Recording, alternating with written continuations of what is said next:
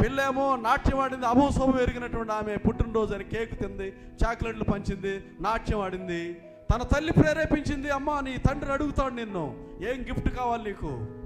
తండ్రి అనుకున్నాడు, సైకిల్ అడుగుద్దా, వాచ్ అడుగుద్దా, సెల్ ఫోన్ అడుగుద్దా, ట్యాబ్ అడుగుద్దో, లేకపోతే ఇంకేమన్నా అడుగుద్దో అని అనుకుని ఉంటాడు తండ్రి. ఏకంగా ఏమడిగింది?